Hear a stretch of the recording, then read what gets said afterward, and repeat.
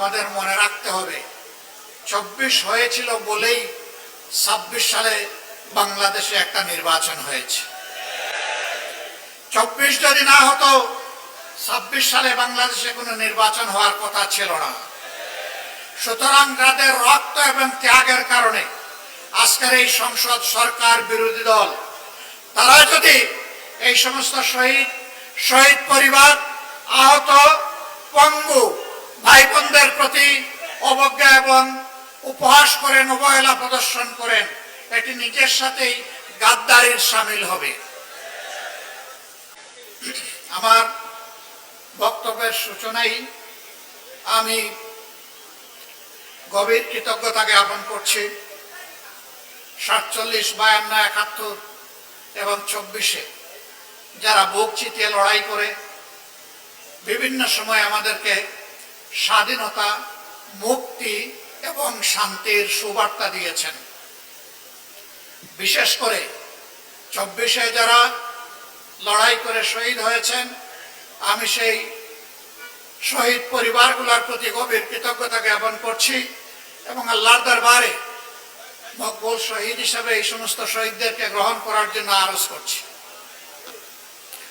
যারা আহত পঙ্গু হয়েছেন, মহান রবের দরবারে দোয়া করে আল্লাহ তাআলা তাদেরকে সুস্থতার নিয়ামত দান করুন। এখন আমরা যারা সরকারে যারা আছেন এবং বিরোধী দলে আমরা যারা আছি, আমাদের মনে রাখতে হবে ২৪ হয়েছিল বলেই ২৬ সালে বাংলাদেশে একটা নির্বাচন হয়েছে। ২৪ যদি না হতো ২৬ সালে বাংলাদেশে কোনো নির্বাচন হওয়ার কথা ছিল না। সুতরাং যাদের রক্ত এবং ত্যাগের কারণে আজকের এই সংসদ, সরকার, বিরোধী দল তারা যদি এই সমস্ত শহীদ পরিবার, আহত, পঙ্গু ভাই বোনদের প্রতি অবজ্ঞা এবং উপহাস করেন, অবহেলা প্রদর্শন করেন, এটি নিজের সাথেই গাদ্দারির শামিল হবে। আমরা অনুরোধ করব এই সমস্ত লড়াকু যোদ্ধাদের অবদানকে কেউ যেন খাটো করে মেহরবানি করে না দেখেন। সম্মানিত বন্ধুগণ, এই নারায়ণগঞ্জবাসীকে আমরা আন্তরিক অভিনন্দন জানাই। বিগত নির্বাচনে হাজার জালিয়াতি, সন্ত্রাস, কালো টাকার ছড়াছড়ি, ভয়ভীতি প্রদর্শন, হাজার জাতের মেকানিজম, ইঞ্জিনিয়ারিং সব কিছুকে উপেক্ষা করে আপনারা 11 দলীয় ঐক্যকে একটা আসন কমপক্ষে আপনারা উপহার দিতে পেরেছেন। এই জন্য আপনাদেরকে অভিনন্দন। আমরা বিশ্বাস করি নির্বাচন যেভাবে সুষ্ঠু হয়েছিল, তার ভোট গণনা এবং রেজাল্ট যদি, ফলাফল যদি সেইভাবে সুষ্ঠু হতো, অন্য আসনটিতেও অবশ্যই জোটের বিজয় হতো। হ্যাঁ, বিজয় ছিনতাই করে নেওয়া হয়েছে। আমার সম্মানিত সহকর্মী উদাহরণ দিয়েই বলেছেন কিভাবে নেওয়া হয়েছে এবং কারা এর রাজ সাক্ষী। তারপরেও কেন আমরা এই রায় মেনে নিলাম? অনেকের আমাদের উপরে অভিমান, আপনারা এই রায় মেনে নিলেন কেন? আমরা তাদেরকে বলেছি 17.5 বছর দেশ ছিল স্বৈর শাসনের কবলে। এরপরে একটা নির্বাচন হয়েছে। নির্বাচনে তো জনগণ ভোট দিয়েছে। নির্বাচনের আগে তো বাসে, গাড়িতে, লঞ্চে, রাস্তাঘাটে, রাজপথে সব জায়গায় একই আওয়াজ উঠেছিল, দাঁড়িপাল্লা, দাঁড়িপাল্লা। একদিনে দুটো ভোট হয়েছে, একটি সংসদ সদস্য হিসাবে নির্বাচনের ভোট, আর একটি সংস্কার পরিষদের সদস্য হিসাবে গণভোট। আমাদের অবস্থান সুদৃঢ় ছিল, আমাদের মার্কা এবং গণভোটে হায়ের পক্ষে। বর্তমান সরকারি দল প্রথমে হায়ের পক্ষে ছিল না, তারা চুপ ছিল, নীরবে নীরবে তারা নায়ের পক্ষে ক্যাম্পেইন করেছিল। এরপরে জনরোষের মুখে পড়ে তাদের নেতাও কমপক্ষে একবার শহীদ আবু সাইদের এলাকায় গিয়ে বলতে বাধ্য হয়েছিলেন 12 তারিখ 2টি ভোট, একটা গণভোট আর একটা জাতীয় সংসদের ভোট। আপনারা গণভোটে হাতে ভোট দেবেন। আউয়াল ওয়াস্তে আখের একবারই তিনি বলেছেন, কিন্তু তিনি তো সেই দলটির নেতা। বর্তমানে সংসদে তিনি হচ্ছেন সংসদ নেতা, প্রধানমন্ত্রী, সরকারের প্রধান, বাংলাদেশের প্রধান নির্বাহী। তিনি এই যে বললেন কথাটা, সেই গণভোটে যে 66.8% মানুষ ভোট দিল, 66.8%, তাদের ভোটের মূল্যটা তিনি কি দিলেন? তিনি শপথ নিয়ে এই গণভোটকে অস্বীকার করলেন। তার সহকর্মী, যাকে বলা হয় তিনি সর্বমন্ত্রী, সব মন্ত্রণালয়ে তিনি আজানও দেন, একামতও দেন, মাঝে মাঝে তিনি সংসদে ফতোয়াও দেন। তিনি বলেছেন নির্বাচনটা যাতে হয়ে যায়, এই জন্য আমরা এগুলা বলেছিলাম। লজ্জা! একটা সংগঠনের শীর্ষ জায়গা থেকে যদি জনগণকে এইভাবে ধোঁকা দেওয়া হয়, তাহলে রাজনীতি এবং রাজনীতিবিদদের প্রতি মানুষের আস্থা থাকবে কেন? মানুষ কেন রাজনীতি এবং রাজনীতিবিদদেরকে বিশ্বাস করবে? আমরা ওই রাজনীতি করি নাই, আমরা ওই রাজনীতি করব না। আমরা সংসদে নোটিশ দিয়ে 68 বিধিতে আলোচনা করেছিলাম, গণভোট যেন হারিয়ে না যায়, গণভোটকে যেন সম্মান দেখানো হয়। আমরা বলেছিলাম যারা জনগণের রায়কে সম্মান করে না, তারা কখনো গণতন্ত্রপন্থী হতে পারে না। গণতন্ত্রের দাবি হচ্ছে বেশিরভাগের রায়কে সম্মান করা। যেহেতু বেশিরভাগ জনগণ, প্রায় 70% জনগণ হায়ের পক্ষে ভোট দিয়েছে, অতএব সরকারকে এই রেফারেন্ডামের যে সংস্কার প্রস্তাব সবগুলা বাস্তবায়ন করতে হবে। তারাও বলেছিলেন ভোটের আগে জনগণ যদি হায়ের পক্ষে রায় দেয়, তাহলে যেই সরকার গঠন করুক, আমরা এই জনরায় পরিপূর্ণ করতে, মানতে আমরা বাধ্য থাকব। এখনো আহ্বান জানাই, সময় আছে, ফিরে আসেন, রেফারেন্ডাম মেনে নিন, মানুষের রায়ের প্রতি সম্মান দেখান। নইলে মনে রাখবেন, মানুষের রায়কে উপেক্ষা অগ্রাহ্য করে জোর করে যদি শাসন ব্যবস্থা চালাতে চান, এই জনগণ আপনাদের সামনে হিমালয় পর্বত হয়ে দাঁড়িয়ে যাবে। যে আমাদের রায়কে মানেন না, তাইলে এই দেশ আপনারা কিভাবে শাসন করবেন? জবাব দিতে পারবেন না। জনরায়কে সম্মান করুন। সম্মানিত ভাই এবং বন্ধুগণ, ইতিমধ্যে সরকার অনেক অঘটন ঘটিয়ে ফেলেছে। কেন্দ্রীয় ব্যাংকের গভর্নর নিয়োগ, ইসলামিক ব্যাংক সহ বিভিন্ন ব্যাংকের দিকে কালো হাত, বিশ্ববিদ্যালয়ের যোগ্য বিসিদেরকে সরিয়ে দিয়ে দলের একান্ত অনুগত দলের কর্মীদেরকে বিসি হিসাবে বসায় দেওয়া, জেলা পরিষদের মতো গুরুত্বপূর্ণ জায়গায় নিজেদের দলীয় ক্যাডার এবং নেতাদেরকে প্রশাসক হিসেবে বসিয়ে দেওয়া, এইভাবে একটা দলীয় শাসন, এক দলীয় শাসন বাংলাদেশে কায়েম করার চেষ্টা করা হচ্ছে। ইতিহাস ভুলে গেলে হবে না। শেখ মুজিবুর রহমান সাহেব একদলীয় বাকশাল কায়েম করেছিলেন না, অর্ধ বছরও ক্ষমতায় থাকতে পারেননি এরপরে। সুতরাং একদলীয় শাসনে দেশের মানুষ মেনে নেবে না। সংসদে দাঁড়িয়ে বিরোধী দলকে তুচ্ছ তাচ্ছিল্য করার এই সংস্কৃতি চালু করেছিল আওয়ামী লীগ।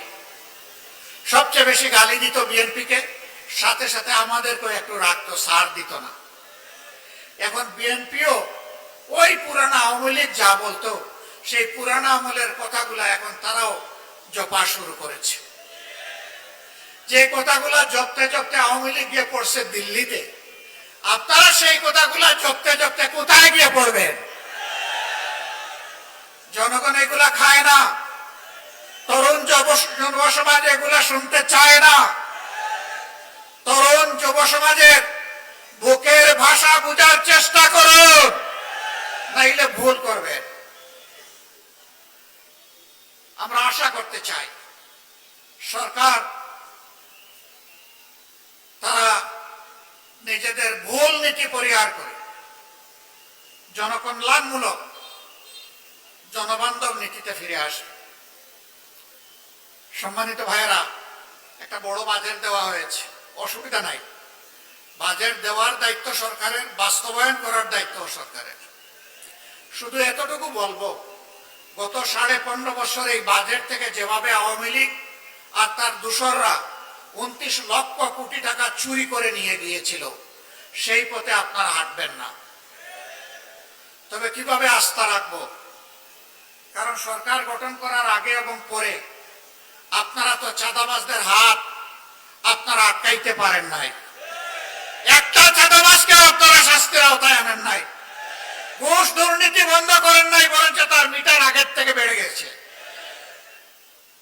যদি এই অবস্থা জারি থাকে, তাহলে জনগণের জায়গায় তার ভাগ্য নিয়ে কুমড়ি খাবে।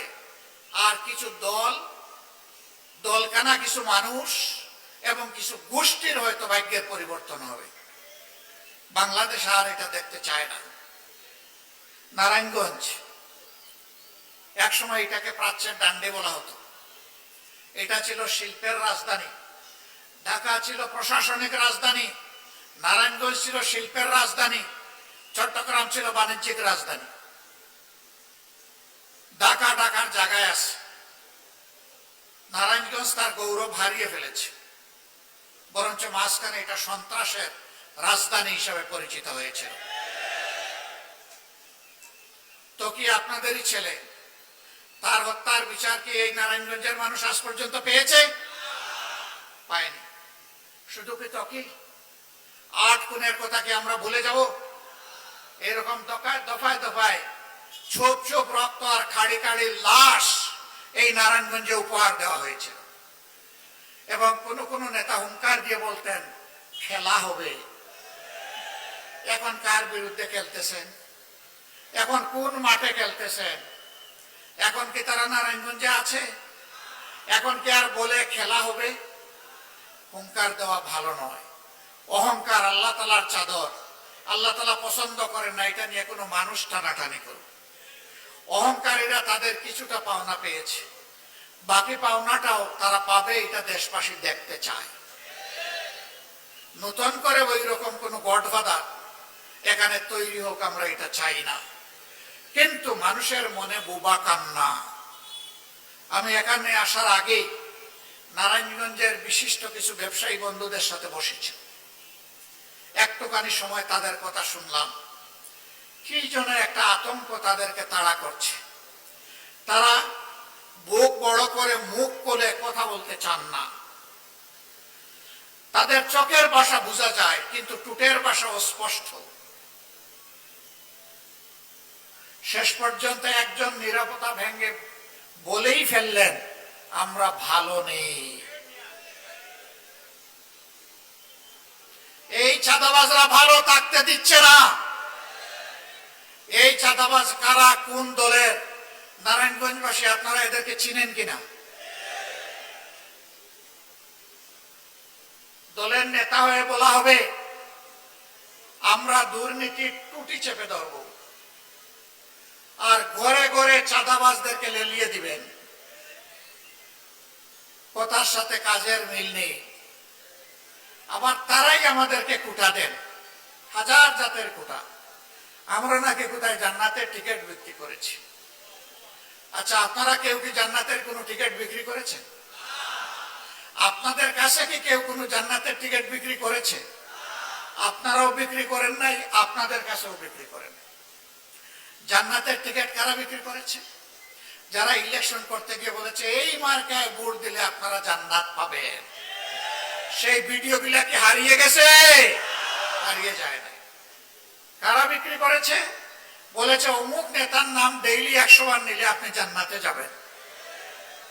তারা আরেকটা অগ্রসর হয়ে বলেছে আমাদের অমুক নেতার নাম নেওয়ার আগে উযু করা লাগবে। এই কথাগুলি কি আমাদের নেতারা কেউ বলেছেন? কর্মীরা কেউ বলেছেন? আপনারা কেউ বলেছেন? কেউ বলে নাই। তাহলে বিষয়টা কি? বিষয় হলো চুরের মার বড় গলা। এক চুরের কাহিনী শুনেছিলাম, গরু চুর। সে গরু চুরি করে নিয়ে আসছে। মালিক ধনী না, গরিব মানুষ। খবর পাইছে অমুক জায়গায় তার গরু দুটো আছে। আর সে আইসা শুনছে যে ওই চুরের একজন বৃদ্ধ মা আছে, সে বাড়িতে গিয়ে মায়ের পায়ে ধরছে, ধরে বলে, মা আমি একজন গরিব মানুষ, আমার 3টে সন্তান, 5 জনের পরিবার, আমি বর্গা চাষ করে মানুষের জমিতে যা একটু পাই তাই দিয়ে চলি। আপনি আমার মায়ের মতো, আমারে একটু মায়া করেন, দয়া করেন। কই কি দয়া করবো, কি মায়া করবো? কই যে আপনার ছেলে আমার 2টা গরু নিয়ে এসেছে, আমি ধার দেনা করে কিছু টাকা নিয়ে এসেছি, একটু এইগুলা রেখে আমার 2টা গরু দিয়ে দেন। কই বেটা, তোমার মাঝে কিন্তু বিচার ইনসাফ নাই। কই মা আমি কি বেইনসাফি করলাম? কই যে আচ্ছা বলো আজকে তুমি কত টাকা নিয়ে এসেছো? তো সে সামান্য একটু টাকার কথা বলছে। তো জিজ্ঞেস করতেছে, আমার ছেলেটা যদি ওখানে হাতে নাতে ধরা খাইতো তাইলে তাকে কি 2-1টা কম দিতা? তখন তো লাথি ঘুষি দিতে দিতে মেরেই ফেলতাম। সে তো ভাগ্য বলে চলে আসছে, এখন 16 আনা পাওনা দিয়ে তার কাছ থেকে নিতে হবে, 1 টাকাও কম দিলে মানব না। এরই বলে চুরের মার বড় গলা। অন্যের সম্পদের উপর যারা লোলুপ দৃষ্টি ফেলে এরা চোর, এরা চুরের চাইতে আরো খারাপ। আমরা বলি ভিক্ষা কর, ভিক্ষা যদি তোর কিছু না থাকে। ভিক্ষা করা হারাম নয়, অভাবের তাড়নায় ভিক্ষা করা জায়েজ, কিন্তু চুরি এবং চাঁদাবাজি সর্বাবস্থায় হারাম। মদের উৎপাদনকারী, মদের সংরক্ষণকারী, বিপণনকারী কারা এই সমাজের মানুষ জানে না? আগে যারা ছিল তাদের হাত বদল হয়েছে। আগে বিভিন্ন জায়গার দখলদারি, হাট বাজার মহাল যাদের ছিল এখন জাস্ট হাত বদল হয়েছে। এমনকি আগে যে সমস্ত ব্যাংক ডাকাতরা বাংলাদেশের ব্যাংকগুলো থেকে হাজার হাজার কোটি টাকা লুণ্ঠন করেছে, ওদের ব্যবসাগুলো এখন কেউ না কেউ দেখাশোনা করছে। আমরা কি তাদেরকে চিনি না? জনগণ সময় মতো জবাব দিবে ইনশাআল্লাহ। প্রিয় ভাইরা, আমরা চাই না আমাদের প্রিয় নারায়ণগঞ্জ এই অশান্তি এবং চাঁদাবাজদের কবলে পড়ে থাকুক। আমরা এই নারায়ণগঞ্জকে একটা স্বচ্ছ পরিচ্ছন্ন, একটা মর্যাদাশীল নগরী হিসাবে দেখতে চাই। আপনারা চান কিনা? ড্রেনের পানি দিয়ে ওযু হবে? ভালো মানুষ ছাড়া এই নগরী গড়া যাবে? এমন মানুষের প্রয়োজন হবে যে আল্লাহকে ভয় করে, যে মানুষের হকের দিকে তাকায় না, হাতও দেয় না, বরঞ্চ যার হক চৌকিদারি করে তার হক তার হাতে পৌঁছে দেবে। সেই মানুষ ছাড়া কি আমরা শান্তির, অগ্রগতির, নিরাপদ নারায়ণগঞ্জ নগরী গড়তে পারবো? পারবো না। শত বাধা উপেক্ষা করে আমরা অসৎ নেতৃত্বের পরিবর্তন ইনশাআল্লাহ বাংলাদেশে করব। সৎ নেতৃত্ব কায়েম করব। নেতাদের কপাল বড় করার জন্য নয়, গড়ার জন্য নয়, বরঞ্চ জনগণকে তার অধিকার ফিরিয়ে দেওয়ার জন্য। এই নারায়ণগঞ্জ মহানগরীতে আমরা দাবি করি অনতিবিলম্বে অনির্বাচিত প্রশাসক সরিয়ে দিয়ে এখানে নির্বাচন দেওয়া হোক। আগামী নির্বাচনে ইনশাআল্লাহ জনগণের দল বাংলাদেশ জামাতে ইসলামী এখানে ক্যান্ডিডেট দেবে। আপনারা কি চান? সত্যি আপনারা চান? আলহামদুলিল্লাহ, আমরা আজকে আপনাদের কাছে সেরকমই একটা মানুষ উপহার দিয়ে যাচ্ছে। বাংলাদেশ জামাতে ইসলামের কেন্দ্রীয় কর্ম পরিষদ সদস্য, নারায়ণগঞ্জ মহানগরীর আমির, কিশোর জীবন থেকে তিলে তিলে যিনি সৎ চরিত্র ধারণ করেছেন, যার চোখে স্বপ্নে মানুষের কল্যাণ, আমরা সেই আপনাদের প্রিয় মানুষ, প্রিয় জননেতা মৌলানা আব্দুল জব্বারকে এখানে আমাদের পক্ষ থেকে আগামী সিটি কর্পোরেশন নির্বাচনে মেয়র হিসাবে প্রার্থী ঘোষণা করছি।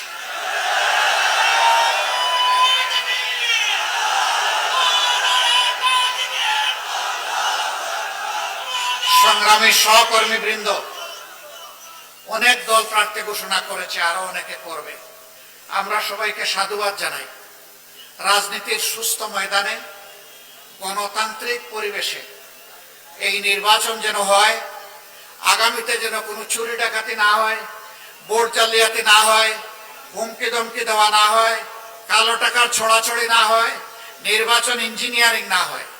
সুষ্ঠু নির্বাচন হলে আমরা বিশ্বাস করি নারায়ণগঞ্জবাসী একজন সৎ, দক্ষ, যোগ্য, পদাবিরু মানুষকে ইনশাআল্লাহ তাদের নেতা হিসেবে নির্বাচিত করবে। সেই সাথে আমরা ঘোষণা দিচ্ছি 27টি ওয়ার্ডের প্রত্যেকটি ওয়ার্ডে ইনশাআল্লাহ আমরা জনগণের সেই আকাঙ্ক্ষা পূরণ করতে পারে সেই রকম যোগ্য মানুষও আমরা ইনশাআল্লাহ জনগণকে উপহার দেব। আমরা আপনাদের সহযোগিতা চাই। এখন থেকে জনগণের কাছে এই দাওয়াত, এই আওয়াজ নিয়ে যেতে হবে যে দেশ গড়তে হলে সুন্দর নারায়ণগঞ্জ, নিরাপদ নারায়ণগঞ্জ, শান্তির নারায়ণগঞ্জ, অগ্রগতির নারায়ণগঞ্জ, শিশুর নারায়ণগঞ্জ, বৃদ্ধের নারায়ণগঞ্জ, মায়ের নারায়ণগঞ্জ, ভাইয়ের নারায়ণগঞ্জ, শ্রমিকের নারায়ণগঞ্জ, ব্যবসায়ীর নারায়ণগঞ্জ, সেই নারায়ণগঞ্জ যদি আমরা করতে চাই তাহলে অবশ্যই সৎ, যোগ্য এবং খোদাবিরু মানুষদেরকে আগামীতে নির্বাচিত করতে হবে ইনশাআল্লাহ। আপনাদেরকে মোবারকবাদ। যারা এখানে এসেছেন, শহীদ পরিবারের সম্মানিত সদস্যবৃন্দ সহ এখানে বাংলাদেশ ইসলামী ছাত্র শিবিরের কেন্দ্রীয় সভাপতি এসেছেন নুরুল ইসলাম সাদ্দাম, আমরা সবাইকে আন্তরিক অভিনন্দন জানাচ্ছি। প্রিয় নারায়ণগঞ্জবাসী, আমরা আপনাদের সাথে আছি, আপনারা ইনশাআল্লাহ আমাদের সাথে থাকবেন। আল্লাহ হাফিজ। বাংলাদেশ জিন্দাবাদ। বাংলাদেশ জামাত ইসলামী জিন্দাবাদ। আসসালামু আলাইকুম ওয়া রাহমাতুল্লাহ।